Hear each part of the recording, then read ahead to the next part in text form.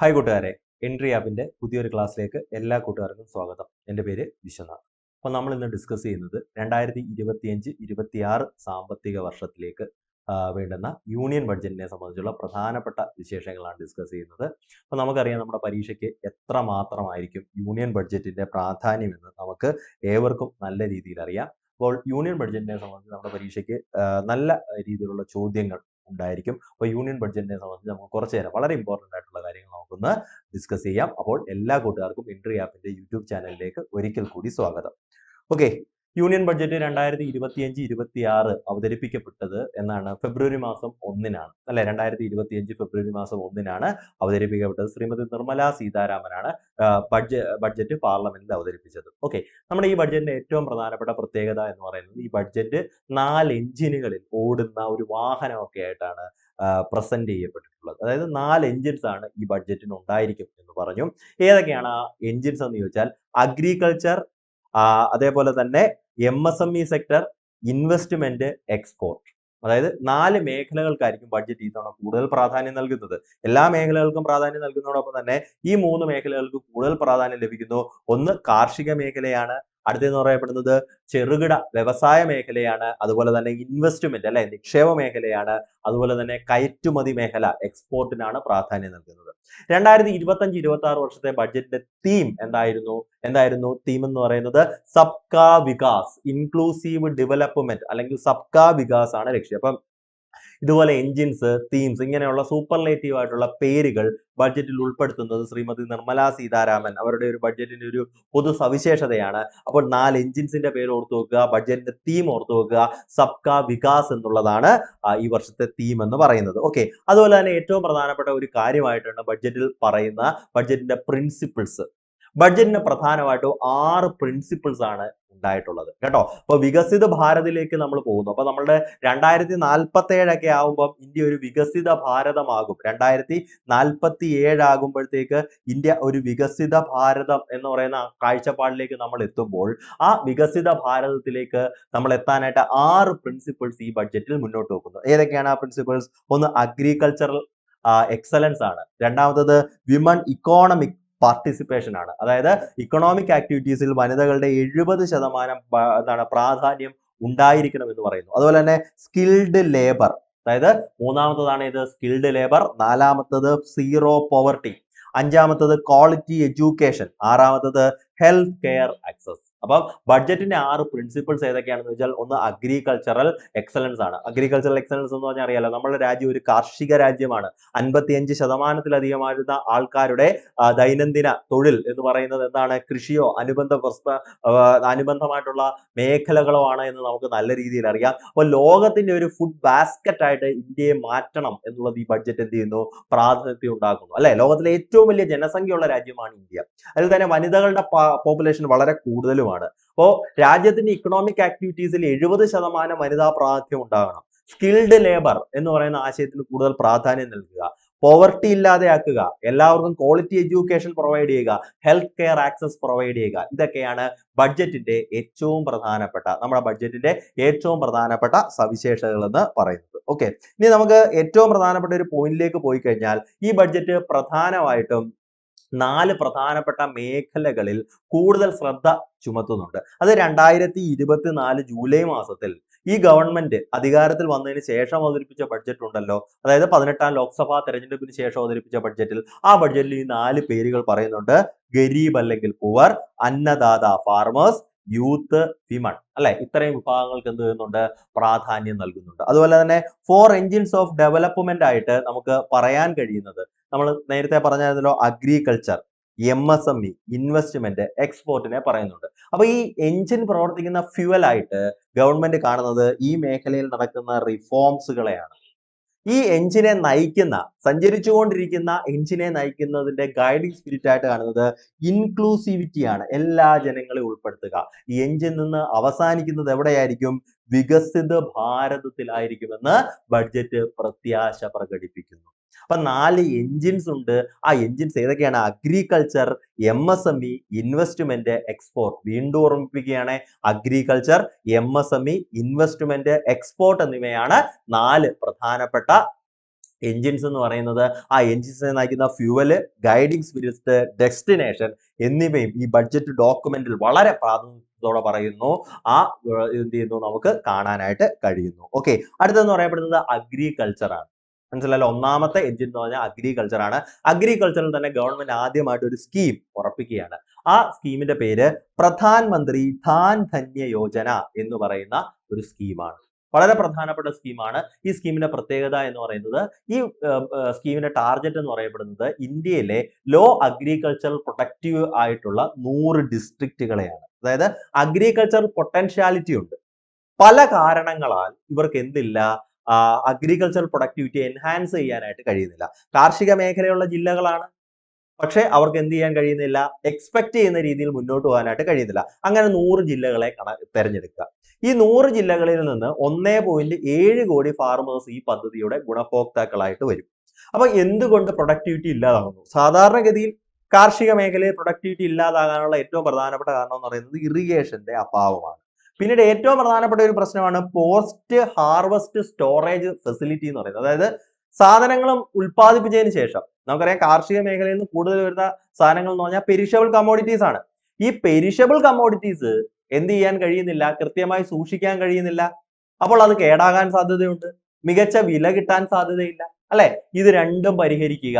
അപ്പോൾ പ്രധാനമന്ത്രി ധാൻ ധന്യ യോജനയുടെ എന്താണ് ടാർഗറ്റ് ഏരിയ എന്ന് പറയപ്പെടുന്നത് 100 low cost agricultural productivity district ആണ്.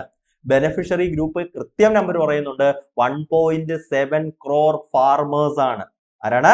1.7 crore ഫാർമേഴ്സ് ആണ്. അതുപോലെ തന്നെ റൂറൽ പ്രോസ്പെരിറ്റി ആൻഡ് റിസൈലൻസ് പ്രോഗ്രാമും ഈ ബഡ്ജറ്റിൽ പ്രഖ്യാപിച്ചിട്ടുണ്ട്. മനസ്സിലായല്ലോ, അഗ്രികൾച്ചറൽ അണ്ടർ എംപ്ലോയ്മെന്റ് പരിഹരിക്കുക എന്നുള്ളതാണ് ഈ പദ്ധതിയുടെ ഏറ്റവും പ്രധാനപ്പെട്ട ലക്ഷ്യം. അപ്പം അഗ്രികൾച്ചർ അണ്ടർ എംപ്ലോയ്മെന്റ് പരിഹരിക്കാൻ സംസ്ഥാനങ്ങളുടെ സഹകരണത്തോടു കൂടി ബഡ്ജറ്റിൽ പ്രഖ്യാപിച്ചിട്ടുള്ള പുതിയ പദ്ധതിയുടെ പേരെന്താണ്? Rural prosperity and resilience programme. Rural prosperity and resilience programme എന്നുള്ളതാണ് അതിന്റെ കൃത്യമായിട്ടുള്ള പേര്, അല്ലെ? അപ്പം എങ്ങനെയൊക്കെയാണ് അണ്ടർ എംപ്ലോയ്മെന്റ് പരിഹരിക്കാൻ ഉദ്ദേശിക്കുന്നത്? സ്കില്ലിങ്ങിലൂടെ, ഇൻവെസ്റ്റ്മെന്റിലൂടെ, ടെക്നോളജിയിലൂടെ. കാർഷിക മേഖലയിൽ പുതിയ സ്കിൽ ഡെവലപ്മെന്റ് പ്രോഗ്രാമുകൾ നടപ്പാക്കുക, ഗവൺമെന്റിന്റേതായിട്ടുള്ള കൂടുതൽ ഇൻവെസ്റ്റ്മെന്റ് വരിക, ടെക്നോളജിക്കലി എന്ത് ചെയ്യുക, കാർഷിക മേഖലയെ അപ്ഗ്രേഡ് ചെയ്യുക. ഇപ്പൊ കൂടുതൽ ടെക്നോളജികൾ, അല്ലെ, കാർഷിക മേഖലയിലേക്ക് വരുന്നുണ്ട്. ഡിജിറ്റൽ മാപ്പിംഗ് പോലെയുള്ള കാര്യങ്ങൾ കാർഷിക മേഖലയെ നടപ്പാക്കുന്നു. അങ്ങനെയുള്ള കാര്യങ്ങൾ നടപ്പാക്കിക്കൊണ്ട് കാർഷിക മേഖലയെ കൂടുതൽ എന്താക്കുക, എംപ്ലോയ്മെന്റ് ഓപ്പർച്യൂണിറ്റി പ്രൊവൈഡ് ചെയ്യുന്ന രീതിയിലേക്ക് കൊണ്ടുവരിക. ഓക്കെ, അടുത്ത വളരെ വലിയൊരു പ്രഖ്യാപനമാണ് നമ്മുടെ രാജ്യത്ത് വന്നിട്ടുള്ളത്. 6 വർഷം നീണ്ടു നിൽക്കുന്ന ഒരു പദ്ധതിക്ക് 2025 കേന്ദ്ര സർക്കാർ തുടക്കം കുറിക്കുകയാണ്. 6 വർഷം എന്ന് പറഞ്ഞാൽ 2031 വരെ ആയിരിക്കും ഈ പദ്ധതിയുടെ കാലാവധി. നമുക്കറിയാമല്ലോ എന്താണ് പദ്ധതി ലക്ഷ്യം? ആത്മനിർഭരത ഇൻ പൾസസ്. പൾസസിന്റെ കാര്യത്തിൽ നിർഭരത കൊണ്ടുവരിക. ആത്മനിർഭരത എന്ന് പറയപ്പെടുന്നത് എന്താണ്? സെൽഫ് സഫിഷ്യൻസി, സ്വയം പര്യാപ്തത കൊണ്ടുവരിക. അതിനകത്തൊരു 3 പൾസസിനെ എടുത്തു പറയുന്നുണ്ട്. ടർ, ഉറാദ്, മസൂർ. ടർ, ഉറാദ്, മസൂർ ഇനത്തിൽപ്പെടുന്ന, അല്ലെ, ഈ പറയപ്പെടുന്ന പൾസസിന് എന്ത് ചെയ്യുക? ആത്മനിർഭരത കൊണ്ടുവരിക, അല്ലെ? എന്തുകൊണ്ടുവരിക? ആത്മനിർഭരത കൊണ്ടുവരിക. അതായത് നമുക്ക് ആവശ്യമുള്ള സാധനങ്ങൾ ഇവിടെ തന്നെ ഉൽപ്പാദിപ്പിക്കുക, ഇറക്കുമതി, ഇതിന്റെ എന്ത് ചെയ്യുക? ഇറക്കുമതി അവസാനിപ്പിക്കുക. അപ്പൊ എന്ത് ചെയ്യണം? കൂടുതൽ ക്ലൈമറ്റ് റിസൈലന്റ് ആയിട്ടുള്ള സീഡും റെമ്യൂണറേറ്റീവ് ആയിട്ടുള്ള പ്രൈസസും ഉണ്ടായിരിക്കണം. അതായത് അത്യുൽപാദന ശേഷിയുള്ളതും രോഗപ്രതിരോധ ശേഷിയുള്ളതുമായിട്ടുള്ള വിത്തിനങ്ങൾ വികസിപ്പിക്കണം. എന്നിട്ട് എന്ത് ചെയ്യണം? ഇത് ഏറ്റെടുക്കണം. കർഷകർക്ക് ന്യായവില ഉറപ്പാക്കണം. ഒരു റെമ്യൂണറേറ്റീവ് ആയിട്ടുള്ള പ്രൈസിൽ ഗവൺമെന്റ് ഇത് ഏറ്റെടുക്കാനായിട്ട് കഴിയണം. ഇതിന്റെ ഒരു നോഡൽ ഏജൻസി ആയിട്ട് പ്രഖ്യാപിച്ചിട്ടുള്ളത് നാഫഡിനെയും NCCFനെയുമാണ് പ്രഖ്യാപിച്ചിട്ടുള്ളത്. മനസ്സിലായാലോ? ഇതിന് എന്താണ് ഏറ്റെടുക്കുക എന്നുള്ള കാര്യങ്ങൾക്ക് വേണ്ടി. പിന്നെ വേറെ ഏറ്റവും പ്രധാനപ്പെട്ട കാര്യം എന്ന് പറയുന്നത് ഇതിന്റെ ടെക്നിക്കൽ സൈഡൊക്കെ അല്ലെങ്കിൽ എന്താണ് വികസനവും അല്ലെങ്കിൽ അതിന്റെ സയൻസ് ആൻഡ് ടെക്നോളജി ഒക്കെ നോക്കാനായിട്ട് അഗ്രികൾച്ചറൽ ഇൻസ്റ്റിറ്റ്യൂട്ട് ഉണ്ട്, അല്ലെ? നാഷണൽ അഗ്രികൾച്ചറൽ ഇൻസ്റ്റിറ്റ്യൂട്ട് ഉണ്ട്. അതുപോലുള്ള സ്ഥാപനങ്ങൾ നോക്കും. അതുപോലെ തന്നെ വളരെ പ്രധാനപ്പെട്ട ഒരു പ്രഖ്യാപനമാണ് കിസാൻ ക്രെഡിറ്റ് കാർഡിന്റെ ലിമിറ്റ് 3 ലക്ഷത്തിൽ നിന്ന് 5 ലക്ഷമായി വർദ്ധിച്ചു. ഉറപ്പായിട്ടും പരീക്ഷയ്ക്ക് ചോദിക്കും. ന്യൂ ലിമിറ്റ് ഓഫ് അപ്ഗ്രേഡഡ് അല്ലെങ്കിൽ raised limit of Kisan credit card എന്ന് ചോദിച്ചാൽ അത് 5 lakhs ആണ്. ഓക്കെ, 7.7 കോടി ഫാർമേഴ്സിനാണ് ഇതിന്റെ പ്രയോജനം ലഭ്യമാകുന്നത്. എത്ര കോടി ഫാർമേഴ്സിനാണ്? 7.7 കോടി ഫാർമേഴ്സിനാണ് ഇതിന്റെ പ്രയോജനം ലഭ്യമാകുന്നത്. അടുത്തൊരു പോയിന്റ് നോക്കി കഴിഞ്ഞാൽ national mission on high yield seed. അതായത് ഇത് കഴിഞ്ഞ 2024 ഞാൻ നേരത്തെ പറഞ്ഞു തൊട്ട് ജൂലൈ മാസത്തിൽ പറഞ്ഞ ബഡ്ജറ്റിന്റെ വളരെ വലിയൊരു അത് വീണ്ടും ഒന്ന് അവതരിപ്പിക്കുകയാണ്. ഇന്ത്യയിൽ എന്ത് ചെയ്യുന്നു, 100-ലധികം അത്യുൽപാദന ശേഷിയും രോഗപ്രതിരോധ ശേഷിയുമായിട്ടുള്ള വിത്തിനങ്ങൾ വികസിപ്പിക്കുമെന്ന് പറയുന്നു. അതുപോലെ തന്നെ 2030 വരെ നീണ്ടു നിൽക്കുന്ന ഒരു കോട്ടൺ പ്രൊഡക്ടിവിറ്റി ഇനിഷ്യേറ്റീവ് സ്റ്റാർട്ട് ചെയ്യും. അപ്പൊ ഇവിടെ നമുക്ക് ആ 2030 വരെയാണ് നീണ്ടു നിൽക്കുന്ന ഒരു കോട്ടൺ പ്രൊഡക്റ്റീവ് ഇനിഷ്യേറ്റീവ്. അതേപോലെ തന്നെ നമ്മുടെ പൾസസിന്റെ കാര്യമാണെങ്കിൽ അത് 6 വർഷം നീണ്ടു നിൽക്കുന്ന ഒരു ക്യാമ്പയിനാണ്. വളരെ ഇമ്പോർട്ടന്റ് ആയിട്ടുള്ളതാണ് മക്കാന ബോർഡ്. നമ്മുടെ തെക്കേ ഇന്ത്യക്കാർ, പ്രത്യേകിച്ച് മലയാളികളൊക്കെ അധികം പരിചയമില്ലാത്ത ഒരു കാർഷിക വിളയാണ് മക്കാന ബോർഡ് എന്ന് പറയുന്നത്. അപ്പം മക്കാന എക്കണോമിക്സ് എന്നുള്ള ടേം ഒക്കെ ഇപ്പൊ നമ്മുടെ രാജ്യത്ത് ഉയർന്നത്. എന്താണ് മക്കാന എന്ന് പറയുന്നത്? വളരെ മൂല്യവർദ്ധിതമായിട്ടുള്ള ഒരു കാർഷിക ഉൽപ്പന്നമാണ് മക്കാന. ലോട്ടസ് സീഡ് എന്ന് നമുക്ക് പറയാം. എന്തെന്ന് പറയാം? Lotus seed. ലോട്ടസ് സീഡ്, ഇന്ത്യയിൽ ഉൽപ്പാദിപ്പിക്കുന്ന ലോട്ടസ് സീഡിന്റെ 90% ഉൽപ്പാദിപ്പിക്കുന്നത് എവിടെയാണ്? ബീഹാറിലാണ്. ബീഹാറിൽ തന്നെ പല GI ടാഗുള്ള മക്കാന ബ്രാൻഡുകളുണ്ട്. അപ്പോൾ മക്കാന ഡെവലപ്മെന്റ് ബോർഡ്, അതായത് കൂടുതൽ മക്കാനയെ കുറിച്ചുള്ള സയന്റിഫിക് ആയിട്ടുള്ള പഠനങ്ങൾ, ഉൽപാദനശേഷി വർദ്ധിപ്പിക്കാനായിട്ടുള്ള കാര്യങ്ങൾ എന്നിവയ്ക്ക് വേണ്ടിയിട്ടുള്ള ഒരു മക്കാന ബോർഡ് പ്രഖ്യാപിച്ചിട്ടുള്ളത് ഏത് സംസ്ഥാനത്തിന് വേണ്ടിയിട്ടുള്ളതാണ്? ബീഹാറിനാണ്. ഏത് സംസ്ഥാനത്തിനാണ്? ബീഹാറിനാണ് മക്കാന ബോർഡ് രൂപീകരിച്ചിട്ടുള്ളത്. അതേപോലെ തന്നെ ഏറ്റവും പ്രധാനപ്പെട്ട മറ്റൊരു പ്രഖ്യാപനം എന്ന് പറയുന്നത് ഫ്രൂട്ട്സ് ആൻഡ് വെജിറ്റബിൾസിന് വേണ്ടിയിട്ടുള്ള ഒരു കോംപ്രിഹെൻസീവ് പ്രോഗ്രാം വരുന്നുണ്ട്. ഫിഷറീസ് ഡെവലപ്മെന്റിന് വേണ്ടിയിട്ടുള്ള ഒരു പ്രോഗ്രാം വരുന്നുണ്ട്. അതേപോലെ തന്നെ ബ്രഹ്മപുത്ര വാലി ഫെർട്ടിലൈസേഴ്സ് കോർപ്പറേഷന്റെ എന്താണ് പരിധിയിൽ അസമില് പുതിയൊരു യൂറിയ പ്ലാന്റ് വരുന്നുണ്ട്. അതിന്റെ കപ്പാസിറ്റി പറയുന്നുണ്ട് 12.7 lakh മെട്രിക് ടൺ യൂറിയ ഉൽപ്പാദിപ്പിക്കാൻ കഴിയുന്ന ഒരു യൂറിയ പ്ലാന്റ് പ്രഖ്യാപിച്ചിട്ടുള്ളത് ഈ സംസ്ഥാനത്തിന് വേണ്ടിയിട്ടാണ്? അസമിനാണ്. അപ്പൊ മക്കാന ബോർഡ് ബീഹാറിനാണെങ്കിൽ യൂറിയ പ്ലാന്റ് ആർക്കാണ് പോയിട്ടുള്ളത്? അസമിനാണ് പോയിട്ടുള്ളത്. ഇതുപോലെ സ്ഥലങ്ങൾ ഉത്തരവായിട്ട് വരുന്ന പ്രത്യേക പ്രഖ്യാപനങ്ങൾ കൃത്യമായിട്ട് പഠിക്കണം. ഓക്കെ, അടുത്ത ഏറ്റവും പ്രധാനപ്പെട്ട എഞ്ചിൻ ഏതാണ്? MSME ആണ്. ഓക്കെ, MSMEകളെ നമ്മൾക്കറിയാം. MSMEകൾക്ക് സർക്കാർ ധനസഹായങ്ങൾ നൽകുന്നുണ്ട്, അല്ലെ? മികച്ച രീതിയിലുള്ള ധനസഹായങ്ങൾ നൽകുന്നുണ്ട്. എങ്ങനെയാണ് ഈ ധനസഹായങ്ങൾ നൽകുന്നത്? MSMEയുടെ ഡെഫിനിഷൻ വെച്ചിട്ടാണ്. അതിനകത്ത് M എന്ന് പറയുന്നത് മൈക്രോ ആണ്, S എന്ന് പറയുന്നത് സ്മാൾ ആണ്, M എന്ന് പറയുന്നത് മീഡിയം ആണ്, അല്ലെ? അപ്പൊ ആ ഡെഫിനിഷനിൽ ചേഞ്ച് വരുത്തി കൂടുതൽ ആൾക്കാരെ, കൂടുതൽ ഓൺട്രപ്രണേഴ്സിനെ ഈ പറയുന്ന MSME സെക്ടറിലേക്ക് എന്ത് ചെയ്യുന്നു? അട്രാക്ട് ചെയ്യാനായിട്ടുള്ള രീതിയിലേക്ക് കാര്യങ്ങൾ പോകുന്നു. ഒന്നാമത് ഇൻവെസ്റ്റ്മെന്റിനനുസരിച്ച് മൈക്രോ കറണ്ട് ഡെഫിനിഷനിൽ വരുന്നത് 1 കോടി രൂപ വരെ ഇൻവെസ്റ്റ്മെന്റ് ഉള്ള സ്ഥാപനങ്ങളെയാണ് മൈക്രോയുടെ പരിധിയിൽ ഉൾപ്പെടുത്തിയിട്ടുണ്ടെങ്കിൽ അതിപ്പോൾ 2.5 കോടിയായിട്ട് വർദ്ധിപ്പിച്ചു. സ്മാളിന്റെ കാര്യത്തിലാണെങ്കിൽ 10 കോടി വരെ ഇൻവെസ്റ്റ്മെന്റ് ഉള്ളത് സ്മാളിന്റെ കാറ്റഗറിയിലാണ് വരുന്നതെങ്കിൽ ഇനി മുതൽ അത് 25 കോടി വരെ ഉള്ളതാണ് വരുന്നത്. മീഡിയം ആണെങ്കിൽ 50 കോടിയിൽ നിന്ന് 125 കോടിയായിട്ട് വർദ്ധിപ്പിച്ചു. അപ്പൊ ഇൻവെസ്റ്റ്മെന്റ് ബേസിസിൽ MSMEയുടെ ഡെഫിനിഷൻ ഓപ്പർച്യൂണിറ്റീസ് എക്സ്പാൻഡ് ചെയ്യുകയാണ്. ഇനി ടേൺ ഓവർ നോക്കിക്കഴിഞ്ഞാൽ 5 കോടിയിൽ നിന്ന് മൈക്രോയുടെ 10 കോടിയായിട്ട് വർദ്ധിപ്പിക്കുന്നു, 50 കോടിയിൽ നിന്ന് 100 കോടിയായിട്ട് വർദ്ധിപ്പിക്കുന്നു, 250 കോടിയിൽ നിന്ന് 500 കോടിയായിട്ട് 250 കോടിയിൽ നിന്ന് 500 കോടിയായിട്ട് വർദ്ധിപ്പിക്കുന്നു. ഇതാണ് MSME ടേൺ ഓവറിലുണ്ടായ ഏറ്റവും പ്രധാനപ്പെട്ട വർധനവ്. മനസ്സിലാവുന്നുണ്ടല്ലോ? MSME ടേൺ ഓവറിലുണ്ടായ ഏറ്റവും പ്രധാനപ്പെട്ട വർധനവായിട്ട് നമുക്ക് കാണാനായിട്ട് കഴിയുന്നത്. അപ്പം ഇൻവെസ്റ്റ്മെന്റിന്റെ പേരിലെ ഡെഫിനിഷനിൽ ചേഞ്ച് വരുന്നു, ടേൺ ഓവറിന്റെ പേരിലുള്ള ചേഞ്ചിൽ ഡെഫിനിഷനിൽ മാറ്റം വരുന്നു. അപ്പോൾ ഉള്ള നേട്ടം എന്തായിരിക്കും? കൂടുതൽ ആൾക്കാരെ ഇതിലേക്ക് ഉൾപ്പെടുത്താനായിട്ട് കഴിയുന്നു. അതേപോലെ തന്നെ ഏറ്റവും പ്രധാനപ്പെട്ട പ്രഖ്യാപനമാണ് മൈക്രോ എന്റർപ്രൈസസ് ക്രെഡിറ്റ് കാർഡുകൾ പുറത്തിറക്കുകയാണ്. മനസ്സിലായല്ലോ? പുതുതായി പുറത്തിറക്കുന്ന മൈക്രോ എന്റർപ്രൈസസ് ക്രെഡിറ്റ് കാർഡുകളുടെ ക്രെഡിറ്റ് ഫെസിലിറ്റി എന്ന് പറയുന്നത് എത്രയായിരിക്കും? 5 ലക്ഷമായിരിക്കും. എത്രയായിരിക്കും? 5 ലക്ഷമായിരിക്കും. ആദ്യഘട്ടത്തിൽ 10 ലക്ഷം MSMEകൾക്കായിരിക്കും ഇത് വിതരണം ചെയ്യുന്നത്. അതുപോലെ തന്നെ MSME ക്രെഡിറ്റ് ഗ്യാരണ്ടി കവർ 5 കോടിയിൽ നിന്ന് 10 കോടിയായിട്ട് വർദ്ധിപ്പിച്ചു. അതായത് ബാങ്കുകൾ, അതർ ഫിനാൻഷ്യൽ ഇൻസ്റ്റിറ്റ്യൂഷൻസ് വഴി ഓരോ വർഷവും 10 കോടി രൂപ വരെ ക്രെഡിറ്റ് ഗ്യാരണ്ടി കവറായിട്ട് കൂടുതൽ ലോൺ ആക്സസ് ആർക്ക് ലഭിക്കുന്നു? നമ്മളുടെ MSME മേഖലയ്ക്ക് ലഭിക്കുന്നു. അതുപോലെ ലെതർ ആൻഡ് ഫുട്വെയർ, നമുക്ക് വളരെ പ്രധാനപ്പെട്ട ഒരു മേഖലയാണ് ലെതർ ആൻഡ് ഫുട്വെയർ. നമ്മൾ എന്താണ് ചരിത്രാതീത കാലം മുതൽ, അതായത് ഒരു മെഡീവിയൽ ഇന്ത്യ ടൈം മുതൽ ലെതർ ആൻഡ് ഫുട്വെയറിന്റെ കാര്യത്തിൽ എന്താണ് വളരെയധികം മുന്നിൽ നിന്ന രാജ്യമാണ്. സംഭവം നമ്മളത് പിന്നോട്ട് പോയി. ഇപ്പൊ നമുക്കറിയാമല്ലോ, നമ്മുടെ വീട്ടിൽ തന്നെ ഒരാളെ എടുത്താൽ മതി. നമ്മൾ എത്രത്തോളം ഫുഡ് വെയേഴ്സ് ഉപയോഗിക്കുന്നുണ്ടോ എന്നൊരു കണക്കെടുത്താൽ അതിന്റെ ഇക്കോണമി എത്രമാത്രം വലുതാണെന്ന് നമുക്ക് മനസ്സിലാക്കാനായിട്ട് കഴിയും. ഇപ്പൊ അതിനകത്ത് ഗ്ലോബൽ ചാമ്പ്യൻ എന്ന് പറയുന്നത് നമുക്കറിയാവുന്നത് ചൈനയാണ്. അപ്പൊ അതിനൊന്ന് മറികടക്കാനായിട്ട് ഒരു പദ്ധതി വരുന്നുണ്ട്. ആ പദ്ധതിക്കകത്ത് എന്താണ് 22 ലക്ഷം ആൾക്കാർക്ക് തൊഴിൽ ജനറേറ്റ് ചെയ്യുന്നതും 4 ലക്ഷം കോടി വാർഷിക ടേൺ ഓവർ അതായത് ലാഭം ഉണ്ടാക്കാൻ കഴിയുന്നതും 1.1 ലക്ഷം കോടി രൂപയുടെ കയറ്റുമതി ലക്ഷ്യം വെക്കുന്ന ഒരു പദ്ധതിയാണ്. അപ്പൊ പുതിയ ലെതർ ആൻഡ് ഫുട്വെയർ പ്രൊഡക്റ്റ് എത്ര ലക്ഷം തൊഴിലവസരങ്ങളാണ് സൃഷ്ടിക്കുന്നത്? 22 ലക്ഷമാണ്.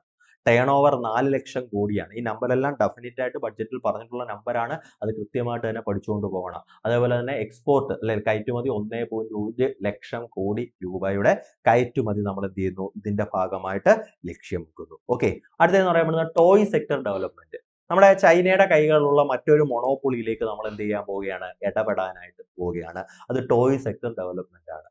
ഓരോ സാമ്പത്തിക വർഷവും നമ്മുടെ ഇന്ത്യയിൽ ഓരോ കുടുംബത്തിലും കുട്ടികളുടെ അല്ലെ വളരെ ചെറിയ പ്രായത്തിലുള്ള കുട്ടികൾക്ക് എന്താണ് വിനോദത്തിനായി നമ്മൾ വാങ്ങുന്ന കളിപ്പാട്ടങ്ങൾ അല്ലെ ടോയ്സ്, ആ ടോയ്സിന്റെ ഒരു നോക്കിക്കഴിഞ്ഞാൽ നമുക്കറിയാം എത്ര രൂപയോളം ഒരു കുടുംബം അതിനു വേണ്ടി ചെലവാക്കുന്നു അല്ലെ? അല്ലെങ്കിൽ ഒരു ഫെസ്റ്റിവൽ സീസണിലോ അങ്ങനെയൊക്കെ എത്ര രൂപയുടെ കാര്യം. ഇപ്പൊ നമ്മുടെ ഇന്ത്യയിലൊക്കെ ഫെസ്റ്റിവൽ സീസണിന്റെ ടൈമാണ് അല്ലെ? ഒരു ഫെസ്റ്റിവലിലൊക്കെ ചെന്ന് കഴിഞ്ഞാൽ നമ്മൾ എത്ര രൂപയുടെ ടോയ്സ് ആണ് നമ്മൾ എന്ത് ചെയ്യുന്നത്? വാങ്ങുന്നത് എന്ന് നോക്കിക്കഴിഞ്ഞാലും ഇവിടെ നമ്മുടെ ഗ്ലോബൽ ചാമ്പ്യൻ എന്ന് പറഞ്ഞാൽ ആരാണ്? ചൈനയാണ്.